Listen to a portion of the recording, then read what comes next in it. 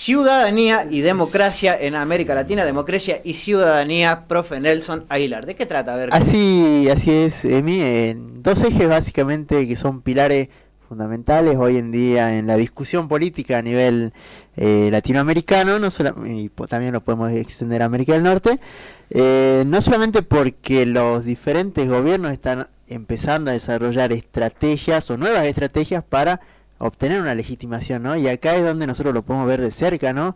Esta discusión que está empezando a surgir o de alguna manera se está empezando a imponer a través del Ministerio de Seguridad que maneja Patricia Bullrich y sobre todo a través de la presidencia, con esta baja de la edad de imputabilidad que quieren correrla de 16 a 14 años. Esto no es un acontecimiento o un antecedente que nosotros lo podemos tomar como algo a la ligera, ¿sí? Porque nosotros cuando hablamos de bajar la edad de imputabilidad de los jóvenes, de los chicos, en algunos casos, también podemos señalar esta idea de que nosotros estamos tratando de otorgarle a estos ciudadanos pleno derecho para intervenir en la vida política política institucional de los estados, ¿no? También con el recaudo necesario en este caso puntual, de llegar a la conciencia también nosotros, quizás como un poco mayores, un poco más adultos, de caer en cuenta si realmente estamos preparados a esa edad para tener una participación efectiva en los destinos de un Estado, ¿no? Es como bastante complejo. No sé si estamos preparados en esa instancia de la vida como para desarrollar y tomar una elección o tomar conciencia de lo que realmente tiene como importancia el voto, ¿no? Porque no solamente con la edad de imputabilidad baja la posibilidad de que a vos te puedan condenar por diferentes tipos de delitos, sino que también te otorgan otro tipo de derechos, porque ya pasarías a ser un sujeto de derecho pleno, ¿sí? Y ahí es donde empieza la discusión formal entre los organismos de derechos humanos y los diferentes organismos que también son parte, obviamente, del lobby político internacional, que empiezan a ver en los jóvenes una beta importante de apoyo a través de lo que decía recién en la entrevista anterior, con respecto a los influencers y a todos los que son los nuevos modelos, ¿sí? de desarrollo de personalidad, de íconos que podemos observar en la juventud, que también inconscientemente forman parte de la vida política, ¿no? No es inocente también que Javier Milei se ponga o a llevar a la escena política a Lali Espósito, por ejemplo. Y Lali, a través de su formación o de su experiencia de vida, también responda ante esta provocación o este intento de subirla al escenario político con una postura y un posicionamiento político bastante maduro para lo que es una personalidad del campo artístico que generalmente no se involucran, ¿no?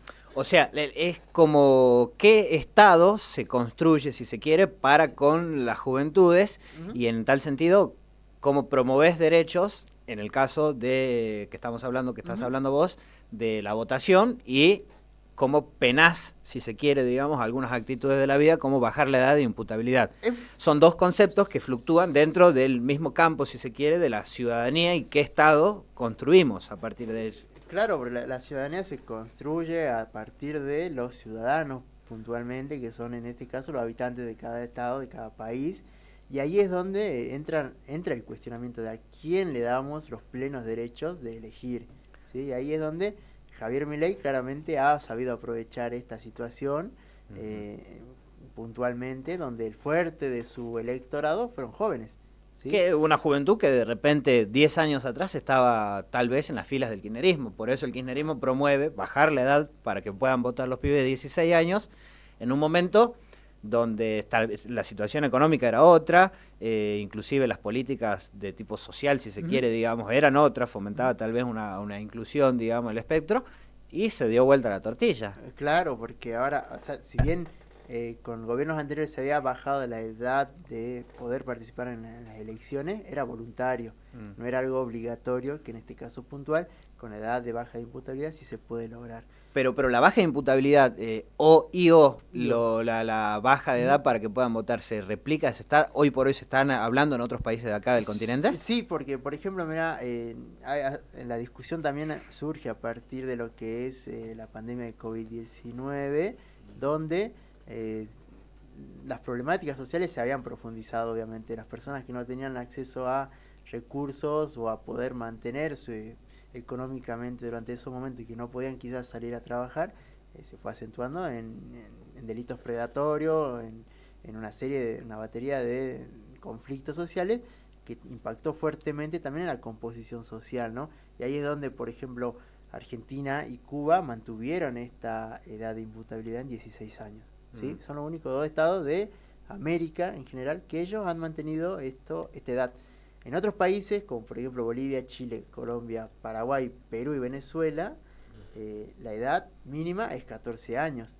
Y ahí es donde también empiezan a jugar lógicas estadounidenses de influencia también, ¿no? Porque Estados Unidos también la tiene en 14 años.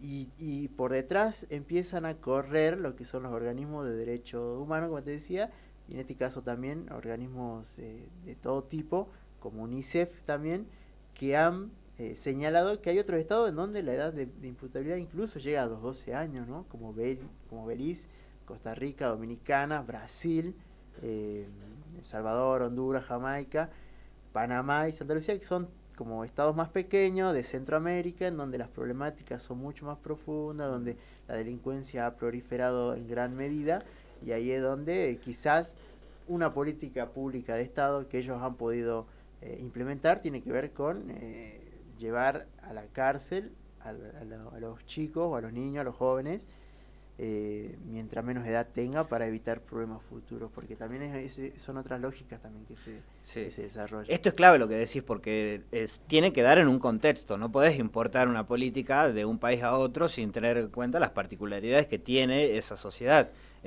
Por ahí como que se quiere, vos decís, digamos, que viene una suerte de lobby, digamos, para establecer cada vez una edad más baja, en torno a los 13, 14 años. El proyecto que presenta el ministro Cuño Libarona con la ministra Patricia Bullrich va en ese sentido, 13 años con unas propuestas de otras formas, si se quiere, digamos, de penalizar a los adolescentes que incurran en potenciales delitos, digamos. Y claramente también son políticas públicas orientadas a un sector particular de la sociedad, ¿no? Porque generalmente los que caen en este tipo de delitos predatorios son jóvenes de clases medias bajas o clases bajas, o personas que no tienen acceso a quizás a los recursos mínimos o a los derechos mínimos básicos y fundamentales, ¿no? No están diseñadas este tipo de políticas para personas o jóvenes en clases sociales más altas, que quizás siempre o en la mayoría de los casos logran evadir los castigos de la justicia a través del tráfico de influencias, ¿no? Porque esa es otra cuestión también que también acciona de fondo, ¿no? Estas situaciones que orientan la política pública para un sector determinado de la población, y no solamente lo podemos ver en Argentina, sino también lo podemos ver en Centroamérica, sobre todo donde las pandillas y los grupos armados vinculados a los grupos narcotraficantes se aprovechan de la fragilidad, en este caso de los jóvenes que no llegan a tener una edad de imputabilidad, para poder llevar diferentes tipos de delitos, porque saben que no van a estar presos mucho tiempo. Pueden reintegrarse a las filas de la criminalidad organizada sin problemas, y de ahí es donde quizás esta política pública en Centroamérica de bajarla a 12 años puede llevar a otro tipo de resultados, pero claramente en Argentina no. Inclusive la propia geografía de nuestro país, digamos, es distinta, porque, a ver, tal vez es una discusión muy porteña, si se quiere, digamos, por la densidad poblacional y por tal vez, digamos, los delitos que puedan surgir, ya sea en Buenos Aires. Utilizaron también el del pibe de Santa Fe, creo, de Rosario, y lo tratan de masificar y amplificar y hacer como que es la regla y que esto pasa en absolutamente todos los rincones del país, cuando no es así. Claro, la Argentina tiene la característica de que sus regiones tienen profundas diferencias que también tienen que ver con la vida propiamente cultural y social, ¿no? de cada espacio. Los principales focos poblacionales son los que tienen mayor incidencia de jóvenes dentro del delito. Quizás ahí también es donde nosotros podemos observar este tipo de iniciativas que se orientan a este grupo específico de población. Buenos Aires claramente, Santa Fe, Córdoba, quizás Mendoza también, pero nosotros en este caso como provincia de Salta, como el norte, no tenemos índices muy elevados de delincuencia juvenil. Sí, la verdad que yo no recuerdo si ha habido algún caso inclusive resonante en la provincia que pueda decir, che, mirá, está el caso este. Ni siquiera recuerdo uno que se haya viralizado, mediatizado, digamos, ¿no? No, nosotros no tenemos lo que podría considerarse como pandillas, claro, a grandes rasgos, o otro tipo de organizaciones, pero de tipo juveniles, ponele, como claro, un M13, un Mara Salvatrucha, o de Centroamérica, digamos. Y eso de Centroamérica y sobre todo México y Estados Unidos. Claro. Nosotros no tenemos esos grupos como racistas también que empiezan a accionar a través de la juventud. Claramente nosotros no tenemos en Argentina ni en la región quizás. Por eso es que las políticas no tienen que estar orientadas quizás en ese eje o en ese objetivo. Pero sí está en discusión esta cuestión. Y otra cuestión también que quería retomar, que la veníamos trabajando recién, y para quizás ir por ahí cerrando un poco esta parte de este eje, lo que tiene que ver con lo que venías hablando vos recién, sobre la inclusión de los jóvenes al mundo de las apuestas y a la posibilidad de que se reglamente y se legalice que los jóvenes de hasta de 13 años puedan participar en mercado de valores, por ejemplo, en diferentes tipos de transacciones, cuando nosotros claramente sabemos o podemos llegar a pensar de que jóvenes de 13 años, niños, también lo podemos considerar, no tienen acceso a una fuente de ingreso de dinero mensual, ponele. ¿De dónde están sacando el dinero ellos? De la familia, claramente. Y si no lo sacan de la familia, lo sacan de alguna otra actividad ilícita, porque no tienen la posibilidad de insertarse laboralmente, porque está prohibido. El trabajo, en este caso infantil, en Argentina no es legal, pero sí te lleva a este tipo de situaciones, como la apuesta deportiva y la pérdida en grandes cantidades de dinero, a que los niños o los jóvenes caigan en otros tipos de situaciones. Lo señalaste como vos el subsidio, lo señaló como recién no recuerdo el nombre de la fiscal Cornejo. La fiscal Cornejo, sí, cuando señalaba de que hay jóvenes que en el horario de escolar están haciendo apuestas, usando la plata de los padres, las tarjetas de los padres sobre todo, y ahí es donde empiezan a desarticularse algunas lógicas propias de la familia, ¿no? ¿Cómo se transforma la sociedad? Antes el robo, entre comillas, que hacía uno era, te quedás con el vuelto cuando ibas a comprar, ¿viste? 10 centavos en ese momento. Fichita del metegol, hacía claro, la vuelta cuando iba a jugar la pelota con los compañeros. Claro, para comprar la gaseosa, para jugar la pelota. Ahora ya los pibes andan viendo cómo apostar, qué cosa. Entonces loco, ¿no? Por ahí también pasa esta cuestión de la ciudadanía, ¿no? Cómo se va construyendo y cómo la van construyendo los estados. Brasil es otro que ha tomado la posta con respecto a regularizar la cuestión de las apuestas en jóvenes, sobre todo, porque también está viendo de que hay hay un boom, claramente, que sí, está sobre todo incentivado, legitimado por ciertos influencers que, como vos decías, muestran una vida de luces y de excentricidades que no es para todos en realidad. Es real que hay alguno que otro que puede llegar a ganar, pero la gran mayoría es la que pierde para que esos pocos ganen. Entonces ahí es donde también el Estado tiene que funcionar como un agente protector de la juventud, ¿no? Porque trae por detrás otro tipo de problemáticas. Sí, tal cual. Bueno, para finalizar el eje de lo que tiene que ver con la ciudadanía y demás, hago un paréntesis, recomiendo un video del diputado Rodolfo Tailade, que habla sobre la estafa piramidal, que es una estafa piramidal que lo tiene a Cositorto, Leonardo Cositorto, de Generación Zoe en el centro de la escena, pero que salpica también a Milei, a una diputada de La Libertad Avanza, que promovieron estas estructuras que al fin y al cabo terminaron perjudicando a mucha gente, ¿no? El otro eje, Nelson, entonces, es democracia. ¿Arrancamos por Uruguay o vamos por Bolivia? Arrancamos por Brasil, que es lo más trágico quizás que está atravesando estos días, tiene que ver hubo también elecciones, ¿no?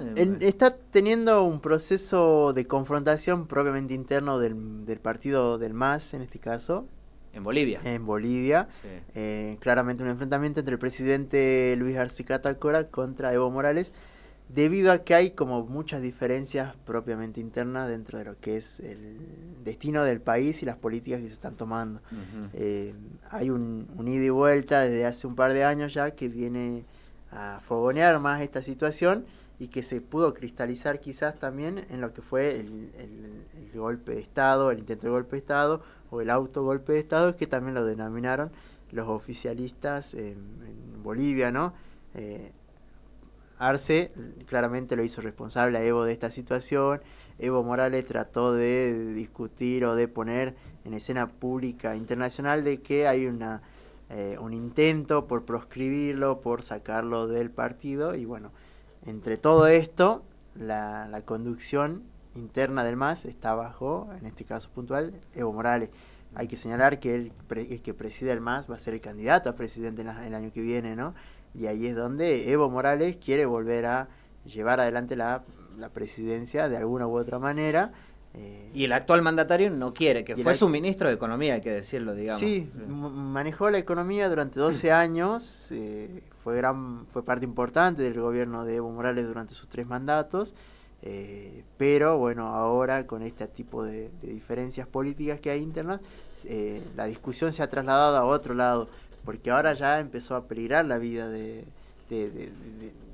ciertos políticos, ¿no? Sí, le contamos a la audiencia que ayer se denunció, el ex mandatario boliviano Evo Morales Saima denuncia que fue víctima de un intento de magnicidio porque interceptaron el auto en el cual se trasladaba, metieron 14 balazos, hirieron al chofer y bueno, acusa a que estaría detrás el presidente Arce porque supuestamente quienes ejecutaron este intento de matarlo, digamos, después se escaparon en un helicóptero de algún cuartel militar, algo así. Sí, hay como varias versiones que están circulando sobre la responsabilidad de, en este caso, las personas que dispararon y atentaron contra la vida de Evo Morales.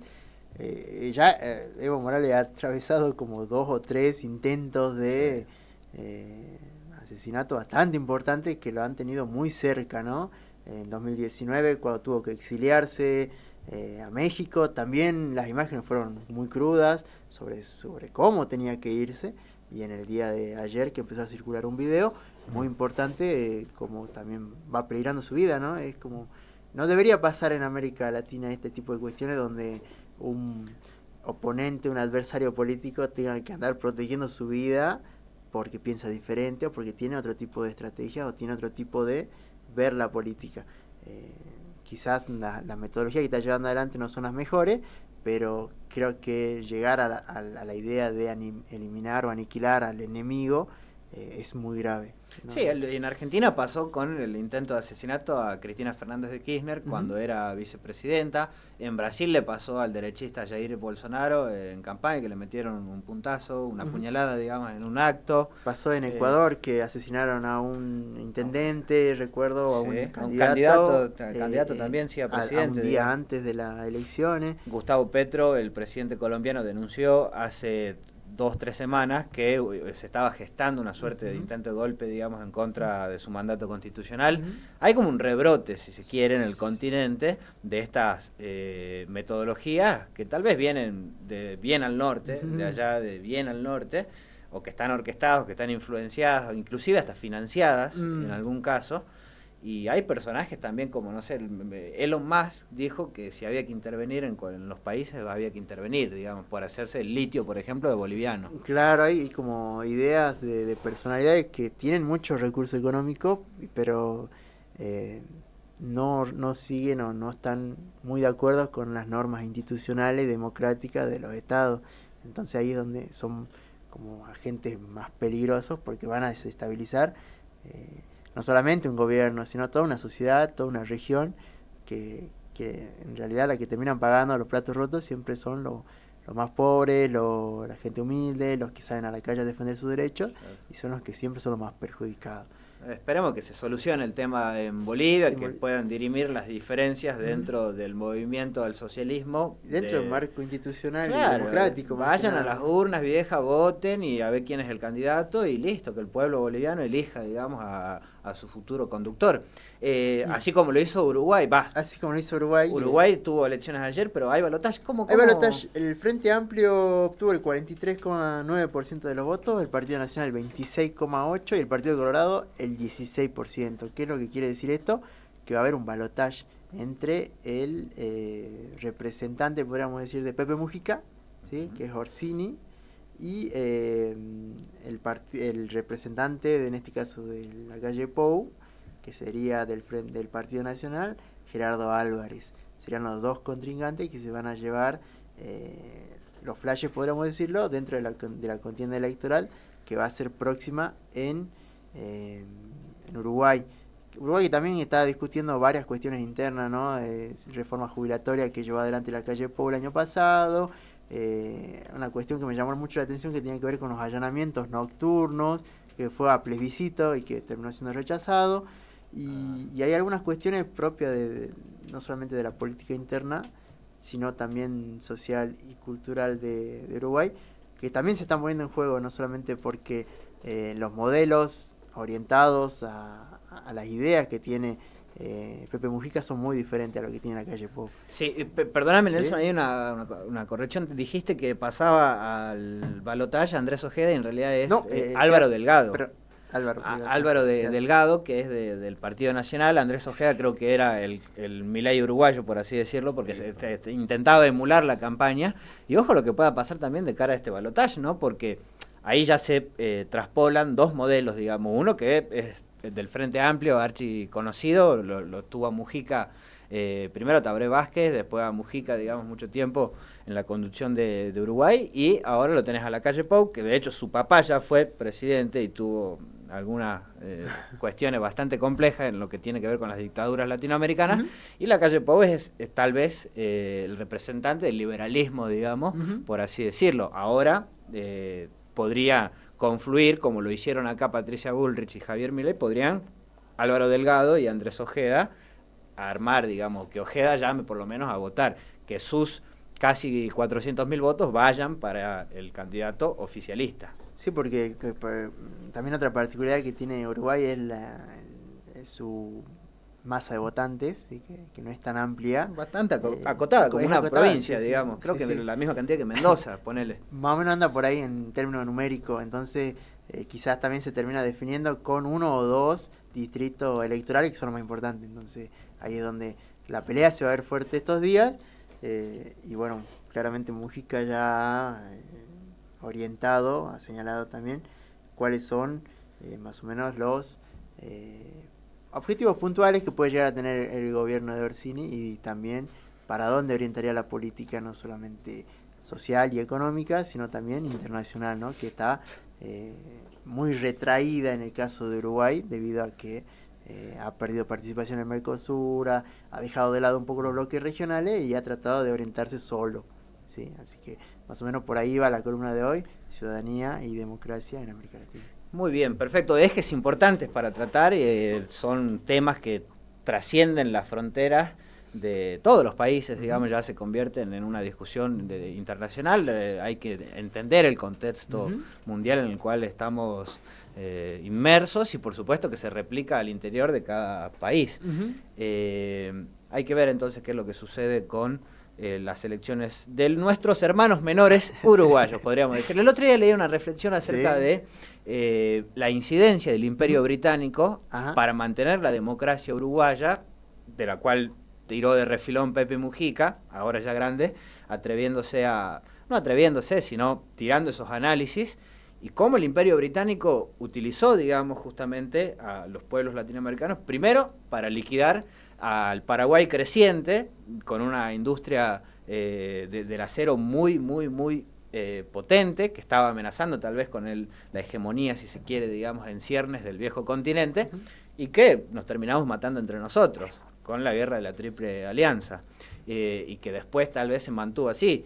Ahora Brasil rechaza el ingreso de Venezuela a los BRICS, entonces vos decís, bueno, el imperio británico con los portugueses acordaron de que Brasil sea una suerte de padre, digamos, la hegemonía económica en el continente, en Sudamérica, para tratar de mantener a raya, si se quiere, a los otros. Y vos decís, che, Lula, ¿cómo no vas a dejar, digamos, que ingrese Venezuela si es un bloque geopolítico sumamente importante? Claro. Está la economía mundial y la mayor parte de la población de los países que la integran está ahí. Venezuela es uno de los países que tiene más cantidad de petróleo a nivel internacional.